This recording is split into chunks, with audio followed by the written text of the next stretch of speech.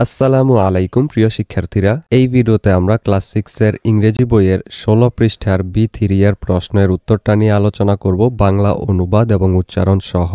এই যে দেখো, আমরা কিন্তু নিচে এরকম উচ্চারণটাও ইংরেজি শব্দের দিয়ে দেই যাতে করে তোমাদের ইংরেজিটা উচ্চারণ করতে সুবিধা হয়, এবং সেটার অনুবাদও দিয়ে দেই। এবং এইখানে দেখো B3 এর উপরে যে দুইটা বক্স আছে ল্যাঙ্গুয়েজ ফোকাসের, সেটাও তোমাদেরকে বুঝিয়ে দিব বাংলা অনুবাদ এবং উচ্চারণ সহ। আমাদের আগের ভিডিওটিতে শামসুন নাহার কমেন্ট করেছে, thanks sir, welcome Shamsun Nahar. তাহলে চলো এই দুইটা বক্সের কাজটা আগে দেখে নেই, আর পরবর্তীতে আমরা B3 এর উত্তরটা দেখব। এখানে প্রথম বক্সের মধ্যে দেখো বলছে notice the verbs in the italics in the following sentences, অর্থাৎ নিম্নলিখিত বাক্যগুলিতে তির্যক অক্ষরে লেখা ক্রিয়াগুলি লক্ষ্য করো।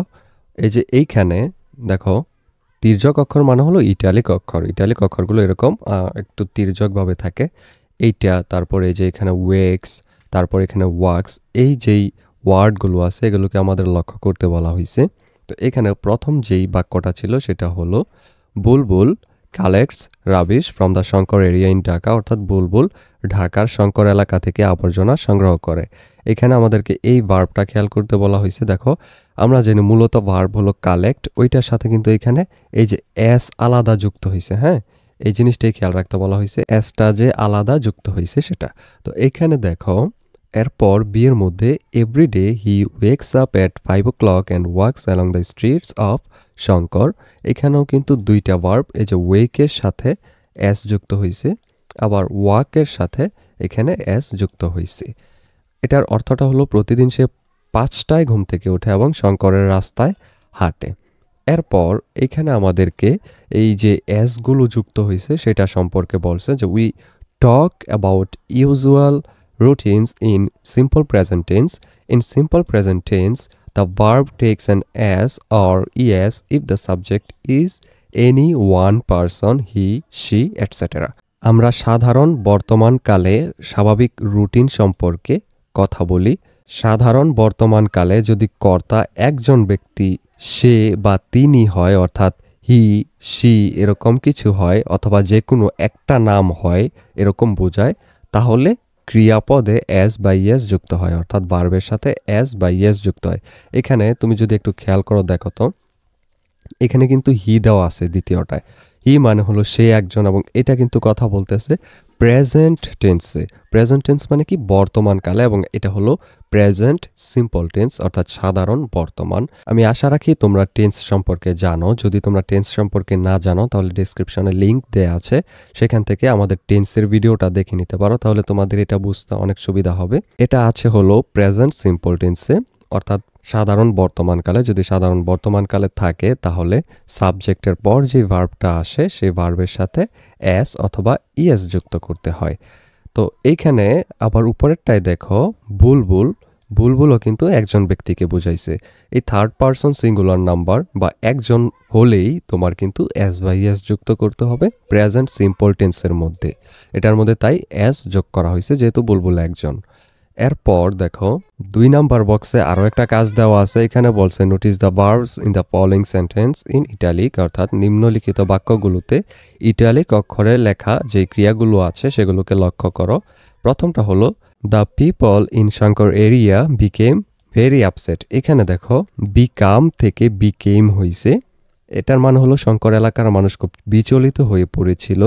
এরপর বি নাম্বারটা হলো they got piles of rubbish waiting outside their house. এখানে গটও কিন্তু গ্যাট থেকে হয়ে গেছে গট, অর্থাৎ তাদের বাড়ির বাইরে স্তূপ স্তূপ আবর্জনা জমেছিল। এখানে আমাদেরকে যেটা বলছে সেটা হলো all the sentences here talk about the past, so they are in simple past tense. In simple past tense the verb is always in its past form, যেমন গট, বিকেম, এটসেট্রা। অর্থাৎ এখানকার সমস্ত বাক্য অতীত সম্পর্কে কথা বলে, সুতরাং এগুলি সাধারণ অতীতকালে রয়েছে। সাধারণ অতীতকালে ক্রিয়াপদ সর্বদা তার অতীত রূপে থাকে, যেমন পেয়েছিল, হয়ে গিয়েছিল, এরকম। অর্থাৎ এইখানে যেগুলো আছে সিম্পল পাস্ট টেন্স, এই জাতীয় জিনিসগুলো আমাদের ওই যে টেন্স সম্পর্কে ভিডিওটা সেটাই পেয়ে যাবে। ডেসক্রিপশনে লিঙ্ক দেওয়া আছে, সেখানে ক্লিক করে তোমরা ওই ভিডিওটা দেখে নাও, তাহলে একদম ক্লিয়ার হয়ে যাবে। তো এটা ছিল এ পর্যন্ত। এর পরবর্তীতে এইবার চলো আমরা 16 পৃষ্ঠার B3 এর কাজের উত্তরটা দেখে নেই। B3 এর মধ্যে আমাদেরকে এখানে বলছে underline all the verbs in text on Bulbul, write down the past form of the verb in the present tense, also write down the present form of the verb in the past tense। অর্থাৎ এখানে বুলবুল অর্থাৎ B টেক্সটের মধ্যে সমস্ত ক্রিয়াকে চিহ্নিত করো, বর্তমান কালে ক্রিয়াপদের অতীত রূপ লিখো, এছাড়াও অতীতকালে ক্রিয়াপদের বর্তমান রূপ লিখো। অর্থাৎ প্রেজেন্ট টেন্সে থাকলে সেটাকে আমাদেরকে পাস্ট টেন্সে লিখতে বলা হয়েছে এবং পাস্ট টেন্সেরটাকে প্রেজেন্ট টেন্সে লিখতে বলা হয়েছে। তাহলে চলো এই কাজটা আমরা করে নিই খুব সহজেই। এখানে দেখো একটা আমাদের জন্য করে দিছে, যেমন ওয়েকস আপ থেকে ওক আপ বানাইছে আমাদের জন্য এখানে একটা। এটা চলো আমরা দেখে নিই উত্তরটা উচ্চারণ এবং অনুবাদ সহ। এই যে প্রথমে আমরা দিব হলো কালেক্টস, এটা একটা ভার্ব। এই কালেক্টস থেকে পাস্টে হয়ে যাবে এটা কালেক্টেড, শেষে ইডি যুক্ত হয়ে যাবে, এসটা উঠে যাবে। এরপর এটার ট্রান্সলেশন যেটা অর্থাৎ অনুবাদ হলো এইটা সংগ্রহ করা, কালেক্টসের মানে। এরপর এটার উচ্চারণ এই যে দেখো দিয়ে দিয়েছি কালেক্টস। এরপর এখানে দেখো এটার উচ্চারণটা কালেক্টেড দিয়ে দিয়েছি এবং এটার যে উত্তরটা হবে অর্থাৎ অর্থটা হবে সেটা হলো সংগ্রহ করেছিল। এরপর দেখো ওয়েকস আপ মানে ঘুম থেকে ওঠে, এটার পাস্ট টেন্স হবে ওক আপ, এটার অনুবাদ হবে ঘুম থেকে উঠেছিল। এরপর ওয়াক্স অর্থাৎ হাঁটে, এটা হবে ওয়াকড হেঁটেছিল। পুট রাখে, এটাও হবে পুট রেখেছিল। লিভ ছেড়ে যায়, লেফট ছেড়ে গিয়েছিল। ওয়াক্স হাঁটে, ওয়াকড হেঁটেছিল। আর মানে হলো হয়, ওয়ার ছিল বা হয়েছিল। স্মেল গন্ধ, স্মেলড গন্ধ ছিল।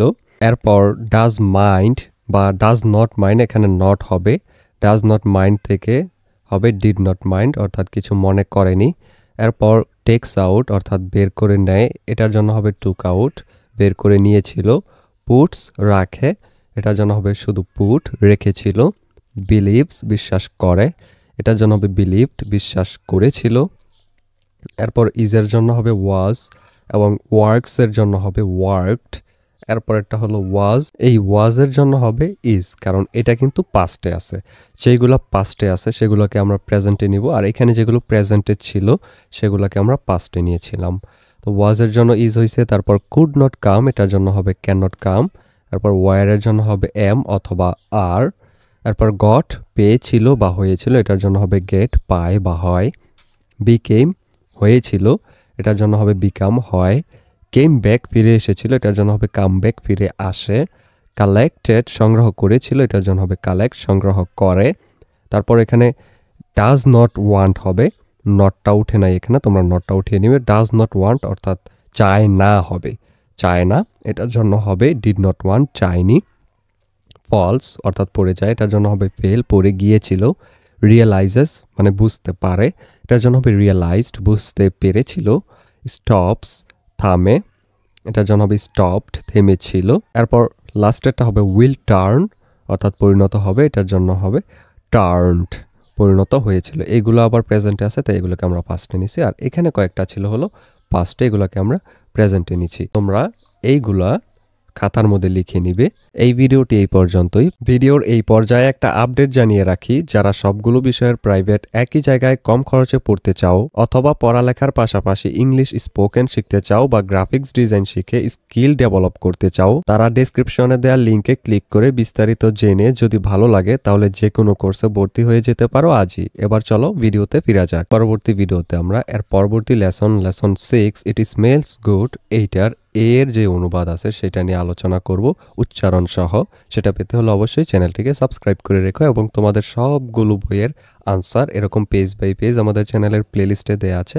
তোমরা চ্যানেলের ভিতরে ঢুকে প্লেলিস্ট থেকে দেখে নিতে পারো বা ডেসক্রিপশনে লিঙ্ক থেকে ক্লিক করেও দেখে নিতে পারো। Thank you everyone.